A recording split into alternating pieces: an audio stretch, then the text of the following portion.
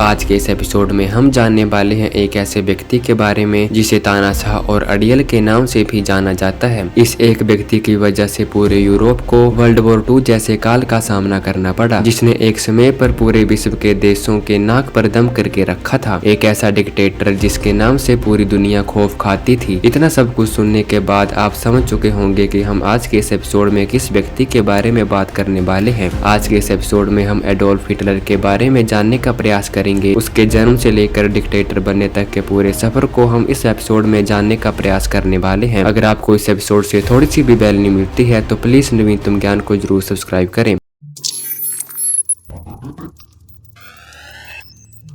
Adolf Hitler का जन्म 20 अप्रैल 1899 को ऑस्ट्रिया के एक छोटे से शहर ब्रोनो एमएन में हुआ था। वह एलोइस हिटलर और क्लारा पोल्ज, जो कि एलोइस हिटलर की तीसरी बीबी थी, उसका चौथा बच्चा था। हिटलर के माता पिता के 6 बच्चे हुए, जिनमें से 3 की बचपन में ही मौत हो गई। इसका कारण उसके माता पिता के संबंधों को माना जाता है। हिटलर के पिता ने अपने परिवार में ही शादी कर ली थी, जिसकी वजह से हिटलर काफी बचपन में स्वास्थ्य ठीक नहीं रहता था। वह और बच्चों के मुकाबले कमजोर था। एलोइस हिटलर के दूसरी पत्नी के बच्चे भी उन्हीं के साथ रहते थे। जब हिटलर 3 साल का था तब उसकी फैमिली साउ, जो कि जर्मनी का एक बड़ा शहर है, वहां पर शिफ्ट हो गए। वहां पर हिटलर के परिवार ने ऑस्ट्रियाई जर्मन भाषा के बजाय निचली बैवरियाई बोली सीखी। यह वही भाषा है जिसमें हिटलर अपना भाषण दिया करता था। इसके बाद जब हिटलर 5 साल का था तब उसकी फैमिली फिर से ऑस्ट्रिया लौट आई। एलोइस हिटलर ने वहां जाकर खेती और मधुमक्खी पालन का काम किया। हिटलर ने पास के फिसलहम में पढ़ाई की। हिटलर बचपन से ही एक अड़ियल बच्चा था। वह अपने स्कूल के अनुशासन का पालन नहीं करता था, जिसकी वजह से उसके पिता उसे मारते थे, जिसकी वजह से वह अपने पिता से डरता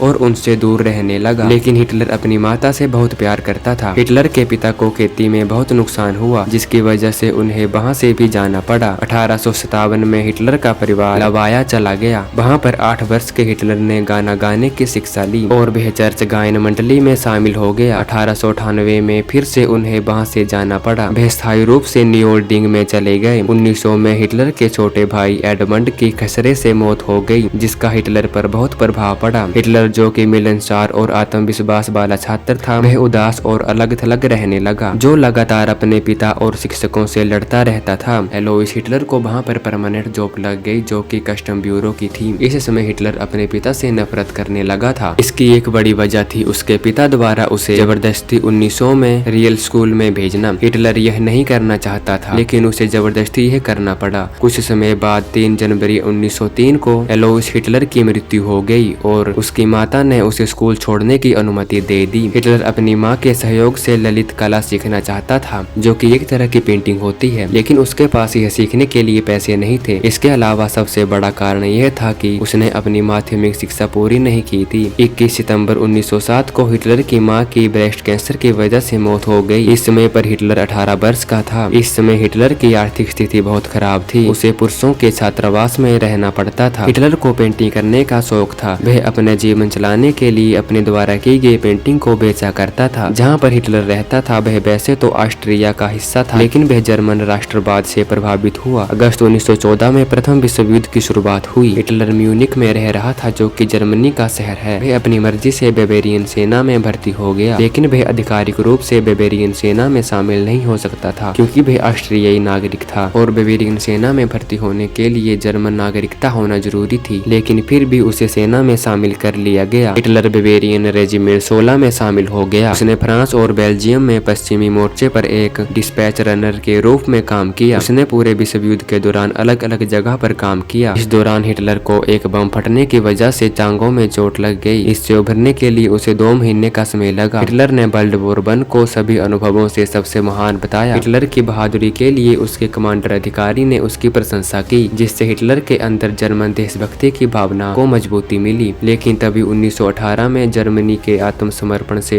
हिटलर को बहुत बड़ा झटका लगा। युद्ध में हार की वजह से उसके विचारधारा को आकार मिलना शुरू हुआ। वर्ल्ड वॉर 1 के समाप्त होने पर वर्साया की संधि में यह निर्धारित हुआ कि जर्मनी को अपने कई क्षेत्रों को छोड़ना होगा। संधि ने देश पर आर्थिक प्रतिबंध प्रतिबंध और भारी मुआवजा लगाया। प्रथम विश्व युद्ध के बाद हिटलर म्यूनिख लौट गया। जर्मन सेना की हार के बावजूद उसने जर्मन सेना में ही रहने का फैसला किया। जुलाई 1919 में हिटलर को ओफ्कला रूस कमांडो का पेबिड्यूक्स में नियुक्त किया गया, जिसे अन्य सैनिकों को प्रभावित करने और जर्मन वर्कर पार्टी में घुसपैठ का काम दिया गया। उसकी सेना के वरिष्ठ अधिकारियों के आदेश पर उसने पार्टी में शामिल होने के लिए आवेदन कर दिया। एक सप्ताह के अंदर उसे पार्टी में शामिल कर लिया गया। हिटलर ने यहूदी पक्ष के बारे में अपना पहला बयान 16 सितंबर 1919 को एडोल्फ जमेलियन को लिखे एक पत्र में दिया। हिटलर ने पत्र में लिखा था कि सरकार का काम यहूदियों को पूरी तरह से हटाना होना चाहिए। यहाँ पर हिटलर की मुलाकात डीट्रेस स्कार्ट से हुई, जो पार्टी के संस्थापकों में से एक थे। यहाँ पर हिटलर स्कार्ट से प्रभावित हुआ और उसे अपना गुरु बना लिया। अपनी अपील बढ़ाने के लिए जर्मन वर्कर्स पार्टी, जिसे DAP के नाम से जाना जाता था, उसका नाम बदलकर national socialist German worker party कर दिया गया, जिसे आम बोलचाल की भाषा में नाजी पार्टी के नाम से जाना जाता है। हिटलर ने इसके लिए एक नया झंडा बनाया और वह अपनी पार्टी का सबसे अहम प्रवक्ता बन गया। 31 मार्च 1920 को हिटलर को सेना से निकाल दिया गया और वह अब पूरी तरह से पार्टी के लिए काम करने लगा। पार्टी का मुख्यालय म्यूनिख में बनाया गया, जो सरकार विरोधी जर्मन राष्ट्रवादियों का केंद्र था। जून 1921 में जब हिटलर धन उगाही यात्रा कर रहा था, तब दूसरी तरफ म्यूनिख में नाजी पार्टी के भीतर विरोध छिड़ गया। इसके कार्यकारी स्थिति के कुछ सदस्य जर्मन सोशलिस्ट पार्टी में विलय होना चाहते थे। यह समाचार सुनते ही वह जल्दी म्यूनिख की तरफ लौट गया और गुस्से से अपना इस्तीफा दे दिया। इस्तीफा देखते ही समिति के सदस्यों को ये एहसास हुआ कि यदि हिटलर चला गया तो पार्टी समाप्त हो जाएगी। हिटलर यह शर्त पर इस्तीफा वापस लेने की मांग करता है कि उसे पार्टी का अध्यक्ष के रूप में डैक्सलर का स्थान मिले। यह शर्तें समिति मान लेती है। हिटलर के बारे में यह कहा जाता है कि उसे लोगों को अपनी बात पर कन्वेंस करना बहुत अच्छी तरह से आता था। हिटलर अपने भाषणों से लोगों के मन में एक विशेष जगह बनाने लगा। उसने शुरुआत के कुछ लोगों से एक सेना बनाना भी शुरू किया, जिनका काम अपने विरोधी दलों से सामना और नियंत्रण बनाए रखना था। हिटलर के भाषणों ने कई ऐसे लोगों को भी प्रभावित किया जो सेना के बड़े ओहदे पर थे। जर्मन सेना को आर्थिक रूप से कई दिक्कतों का सामना करना पड़ा। सैनिकों के पास अपने घर का खर्च चलाने के लिए भी पैसे नहीं होते थे, क्योंकि जर्मन सेना के पास अपने सैनिकों को पगार देने के भी पैसे नहीं बचे थे। सरकार ने इसकी कमी को पूरा करने के लिए करेंसी छापना शुरू कर दिया, लेकिन इससे उनकी करेंसी की वैल्यू कम हो गई। करेंसी की डी वैल्यू होने की वजह से सामान महंगा होने लगा। जर्मन सैनिक अब नाजी पार्टी में शामिल होने लगे थे। धीरे धीरे सैनिकों की संख्या में बढ़ोतरी होने लगी, जो हिटलर के लिए किसी भी हद तक जा सकते थे। महामंदी ने हिटलर को एक राजनीतिक अवसर प्रदान किया। 1929 में जर्मन जनमत संग्रह ने नाजी विचारधारा को ऊपर उठाने में मदद की। नाजी पार्टी 1930 में हुए चुनाव में खड़ी हो गई और 18.3% वोटों से 107 संसदीय सीटें जीतकर संसद में दूसरी सबसे बड़ी पार्टी बन गई। इसके बाद कुछ सालों तक हिटलर ने राजनीति में कई दाव पेच चलाए और उसने एक गठबंधन भी बनाया और धीरे धीरे नाजी पार्टी का विस्तार किया। कुछ समय बाद वह चांसलर के रूप में जर्मन सरकार में एक मजबूत स्थिति पर पहुंच चुका था। हिटलर ने जर्मन के अन्य दलों को भी धमकाने का काम किया। 29 जून को हिटलर ने ह्यूजेनबर्ग को इस्तीफा देने पर मजबूर कर दिया, जिसकी वजह से 14 जुलाई 1933 को नाजी एकमात्र जर्मन में पार्टी बन गई। 2 अगस्त 1934 को हिंडनबर्ग की मृत्यु हो गई। पिछले दिन कैबिनेट की बैठक ने यह फैसला किया कि